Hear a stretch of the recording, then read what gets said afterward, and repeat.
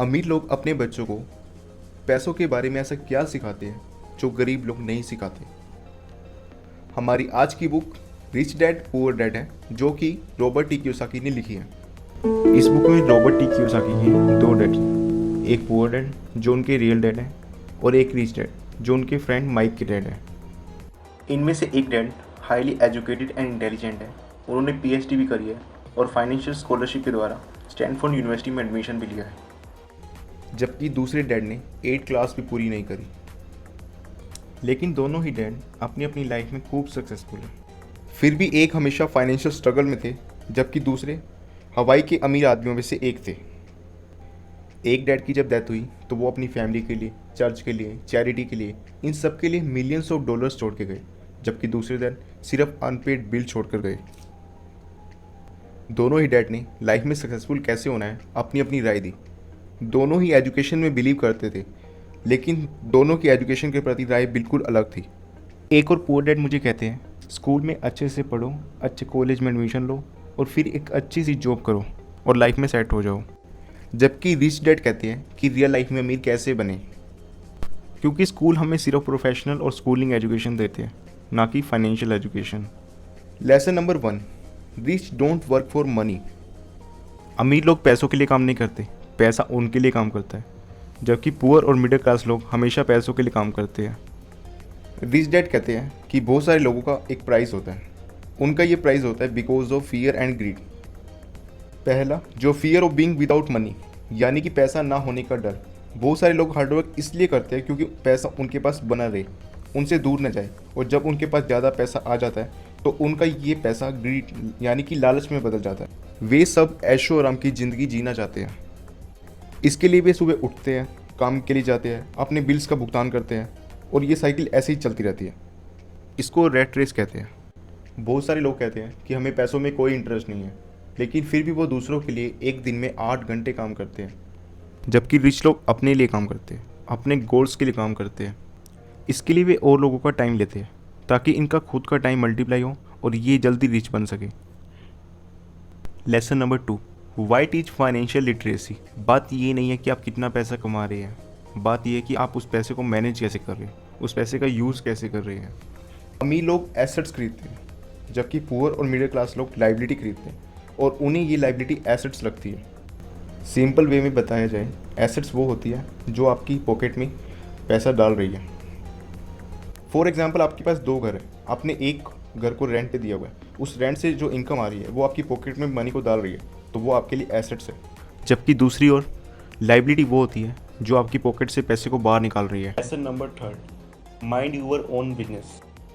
इस लेसन में बताया गया है कि रिच लोग अपने एसेट्स कॉलम में फोकस करते हैं, जबकि पुअर और मिडिल क्लास लोग अपने इनकम स्टेटमेंट में। बहुत सारे पुअर और मिडिल क्लास लोग इसलिए अमीर नहीं बन पाते क्योंकि वे हमेशा दूसरों के लिए काम करते हैं। आप अपनी जॉब कंटिन्यू रखें, लेकिन साइड बाय साइड अपने लिए रियल एसेट्स भी खरीदें, जैसे कि real estate, bonds, stock etcetera. आप इन सब में इन्वेस्ट कर सकते हैं। पहले रियल एसेट्स में इन्वेस्ट करें, उसके बाद लग्जरी आइटम खरीदें। हमेशा वही एसेट्स खरीदें जिसमें आपका इंटरेस्ट हो। Number 4, history of taxes and power of corporations. अमीर लोगों का अमीर होने का सबसे बड़ा रहस्य यही है कि वे टैक्स पे करते हैं।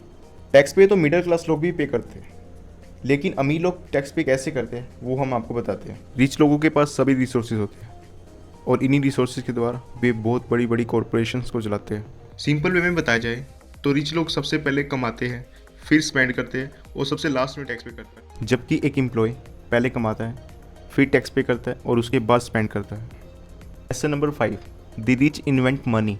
इस दुनिया में ये ज़रूरी नहीं है कि जो लोग स्मार्ट है वही हमेशा आगे जाएंगे, लेकिन जो लोग बोल्ड है, जो रिस्क ले सकता है, वो आगे जाएगा। क्योंकि अमीर लोग हमेशा अपॉर्चुनिटी को खोते नहीं हैं, जबकि पुअर और मिडिल क्लास लोग खोने के डर से अपॉर्चुनिटी को गवा बैठते हैं। Lesson number 6, work to learn, don't work for money. एक बार ऑथर का सिंगापुर में इंटरव्यू था। इंटरव्यू एक यंग फीमेल रिपोर्टर के साथ था।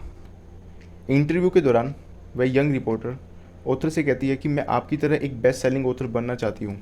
मेरी बुक लोगों को बहुत पसंद आती है, लेकिन मेरी बुक कोई रिजल्ट शो नहीं कर रही। तो ऑथर ने उनसे कहा कि आपको सेल्स ट्रेनिंग कोर्स अटेंड करने चाहिए। इतने में वह मुझे कहती है कि मैं प्रोफेशनल हूँ, मैं ये सेल्स सेशन अटेंड नहीं करना चाहती। मुझे सेल्स पर्सन बिल्कुल पसंद नहीं है। इतने में उनकी नज़र डेस्क पे पड़ी मेरी बुक पर गई। उस पर साफ साफ लिखा हुआ था, best selling author, not best writing author. Finally मेरे कहने पर उन्होंने सेशंस अटेंड करे और उनकी बुक्स बहुत तेज़ी से बिकने लगी। इसलिए हमें हमेशा लाइफ के हर स्टेज पे कुछ ना कुछ सीखते रहना चाहिए। Lesson number 7, overcoming obstacles. पहला डिफरेंस जो रिच और पुअर में है वो ये है कि वे अपने खोने की डर को कैसे मैनेज करते हैं। 5 रीजंस हैं जिनके द्वारा लोग अमीर नहीं बन पाते। Fear, सिनिज्म, laziness, arrogance, bad habit. अगर हम इन 5 ऑब्स्टेकल से बाहर निकल आए तो हम जो चाहे वो बन सकते हैं। Lesson number 8, getting started. हर तरफ गोल्ड है, पर उसको देखने के लिए हमें अपने आप को वेल ट्रेन करना होगा। ऑथर ने पर्सनल वेल्थ क्रिएट करने के लिए कुछ टिप्स दी है। पहली टिप जो ऑथर ने दी है वो ये है कि choose friend carefully.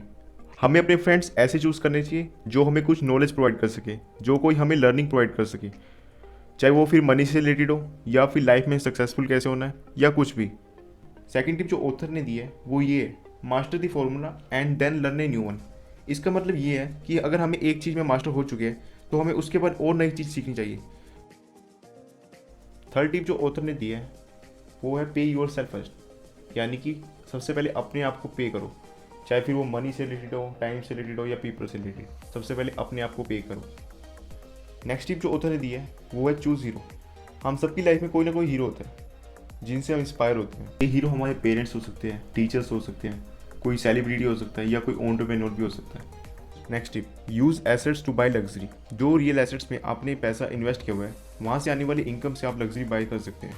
Lesson number 9, still want more, here are some to do. ये लेसन प्रीवियस लेसन पर ही बेस है। इसमें ऑथर ने कुछ एडवांस टिप्स दिए हैं। फर्स्ट टिप, थिंक बिग, बड़ा सोचो, क्योंकि हम जैसे सोचते हैं हमारा सबकॉन्शियस माइंड वैसे ही वर्क करता है। अगर हम सोच रहे हैं कि मुझे महीने की 30,000 रुपये कमाने तो आपका माइंड वैसे ही वर्क करेगा।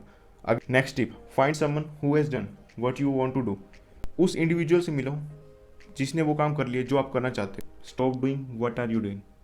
इसमें ये बताया गया कि आपको उस काम को स्टॉप कर देना चाहिए अगर वो काम नहीं कर रहा। Thank you so much for watching my video. अगर आपको हमारा कंटेंट अच्छा लगा हो तो वीडियो को लाइक कर देना और चैनल को सब्सक्राइब कर देना, और कमेंट सेक्शन में बता के जाओ आपको और कौन सी बुक की ऑडियो बुक समरी चाहिए। हम आपके लिए जल्द से जल्द लेके आएंगे।